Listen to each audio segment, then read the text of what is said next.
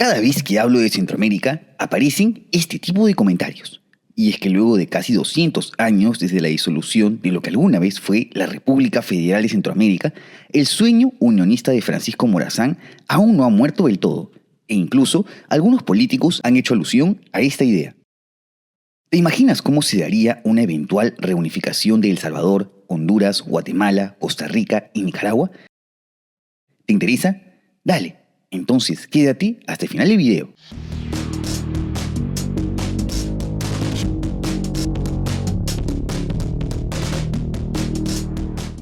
Antes de comenzar, sería bueno dar un poco de contexto histórico, y para ello debemos mencionar a la Capitanía General de Guatemala, la cual fue una entidad que hizo parte del Virreinato de Nueva España y que comprendía los actuales países centroamericanos, salvo Panamá, así como el Estado mexicano de Chiapas. Los países que conocemos hoy en día eran hasta antes de la independencia provincias dentro de la Capitanía. Tras la consumación de la misma, las provincias se unen en una primera instancia al efímero Primer Imperio Mexicano, que a la larga, con la excepción de Chiapas, se conforman como estados dentro de la República Federal de Centroamérica, de la que se habló en este video. El naciente país no sería la excepción en la región con respecto a los incesables conflictos internos, en este caso entre conservadores representados por la Iglesia y el clan Aycinena y los liberales liderados por Francisco Morazán. Tras una guerra civil, Morazán consigue hacerse con el poder y convertir a Centroamérica en un país próspero y progresista. No obstante, la Iglesia y el poderoso clan Aycinena terminan por convencer a los centroamericanos de que Morazán era el enemigo del pueblo, por lo que se arma una nueva guerra civil. En medio de este constante caos e inestabilidad, Morazán termina por exiliarse en el Perú y los estados de Centroamérica comienzan a proclamar su independencia progresivamente. En cuanto al líder liberal, regresa en 1842 a Costa Rica, en donde consigue el puesto de jefe de Estado de facto, pero finalmente es capturado por un motín en Alajuela y posteriormente condenado a muerte. Así, una Centroamérica dividida y gobernada por conservadores se alejaría progresivamente del sueño unionista y liberal de Morazán. No obstante, a lo largo del siglo XIX hubo unos cuantos intentos de reunificación centroamericana. En 1849 se crea la Representación Nacional de Centroamérica, en la que El Salvador, Honduras y Nicaragua establecen una confederación que establecía una única representación exterior, pero que se disolvió en 3 años, luego de que El Salvador y Nicaragua rechacen el estatuto. En 1885 se da la intentona de Barrios, presidente guatemalteco, que consiguió el apoyo de Honduras para intentar forzar a los otros 3 países a reunificarse de manera infructuosa. 10 años después, se firma el Pacto de Amapala en el municipio homónimo hondureño entre los gobiernos de El Salvador, Nicaragua y Honduras, siendo el artífice de este proyecto el presidente de este último país, Policarpio Bonilla. En 3 años, este proyecto mudó su nombre al de Estados Unidos de Centroamérica, pero esto duró tan solo 3 meses más, luego de que el general salvadoreño Tomás Regalado diera un golpe de Estado, separando a su país de la Federación, el cual fue seguido por Nicaragua. En el siglo XX, podemos mencionar la fundación de la Organización de Estados Centroamericanos, un organismo que busca promover la cooperación e integración de los 5 países que formaron la antigua República de Centroamérica. En el 2014, se funda el Movimiento Ciudadano para la Integración Centroamericana, un movimiento social que tiene el objetivo de unir a los 5 países en cuestión por medio de una iniciativa ciudadana. A la fecha, el MCIC ha establecido consejos estatales en todos los países, menos en Costa Rica, que debido a obvias razones es el país en donde menor interés existe sobre una posible reunificación.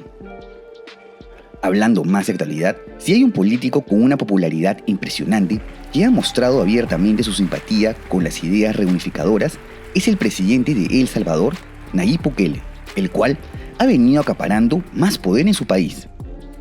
Con base en esto, comenzamos aquí nuestra ucronía, que vale resaltar, carece de ideología o de alguna intención más allá de entretener. Así que dejemos volar la imaginación. Finales del 2023, luego de que la popularidad del presidente Bukele alcanza su cenit con la drástica reducción de la delincuencia en El Salvador y con una absoluta mayoría en el Parlamento, se realiza una adenda en la Constitución que permite la reelección indefinida del mandatario.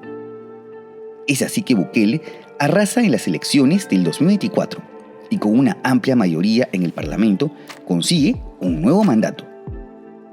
En él, intensifica en su discurso las ideas centroamericanistas. Bukele y su partido Nuevas Ideas buscan expandir su influencia en los otros países de manera exitosa, evocando a un revisionismo histórico y honrando la imagen de Morazán, de quien, por cierto, tiene un cuadro en su oficina.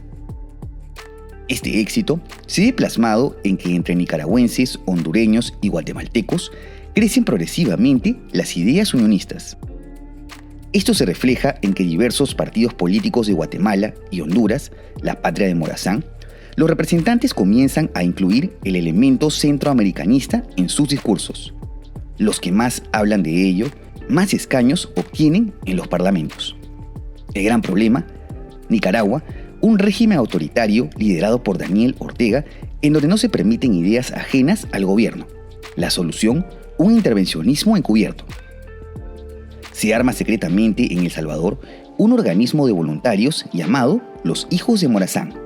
Este sería en realidad un grupo altamente organizado de infiltrados guatemaltecos, salvadoreños y hondureños que ingresan a Nicaragua con el fin de azuzar a la población a que se levante en contra de la dictadura sandinista.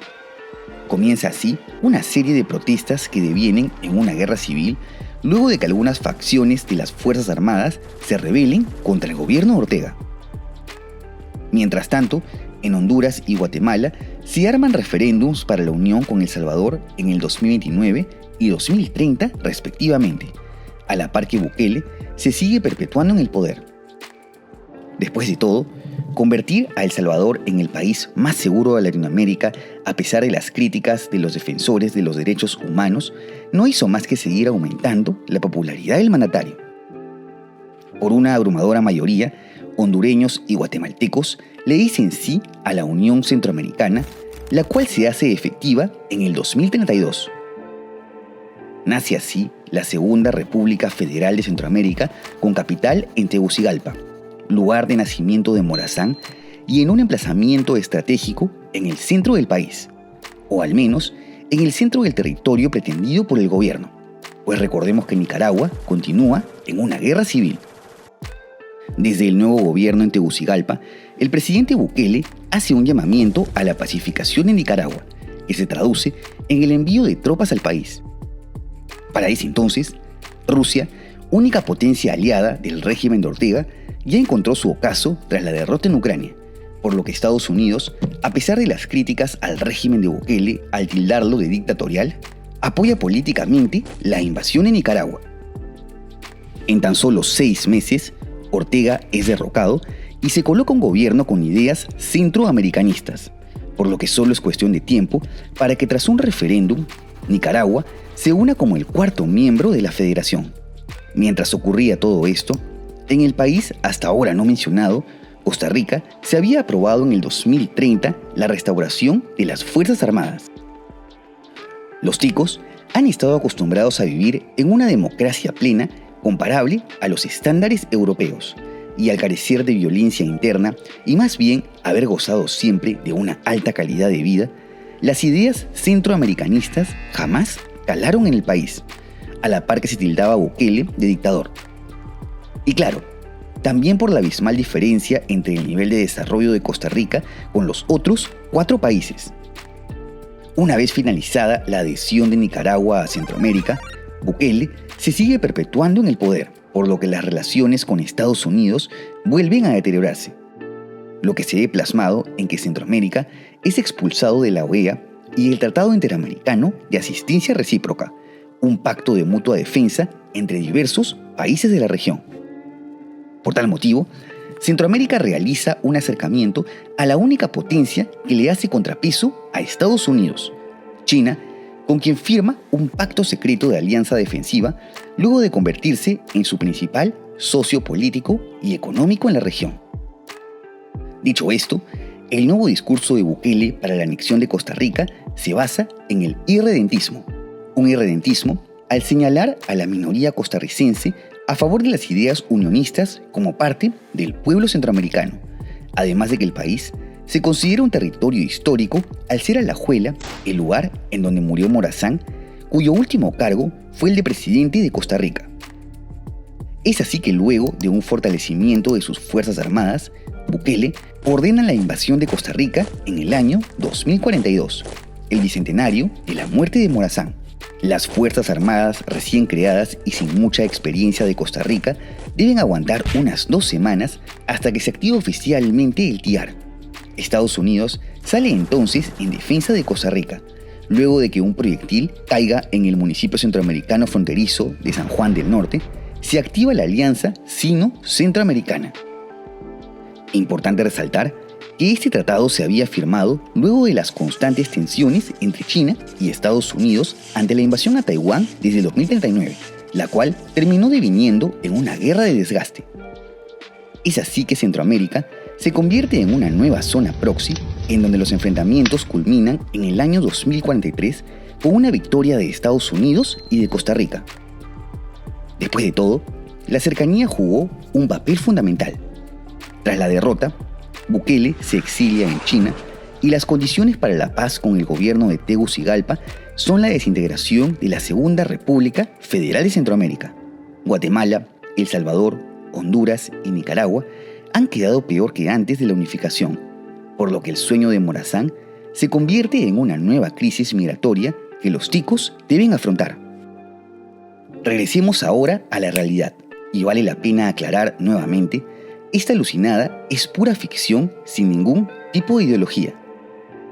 Como sabes, la geopolítica es impredecible, por lo que no podemos saber a ciencia cierta cómo serían los eventos de una posible reunificación centroamericana, sobre la cual existen fuertes anhelos, así como un rechazo por otras facciones. ¿Cómo crees tú que sería un resurgimiento de la República Federal de Centroamérica? No te olvides de dejar tu comentario y de suscribirte al canal. Asimismo, te dejo en la descripción mis redes sociales y por si quieres ver los nuevos videos en preestreno y tener una mayor interacción conmigo, tus donaciones en Patreon, unhermanito.net o miembros del canal son bienvenidas. ¡Hasta la próxima!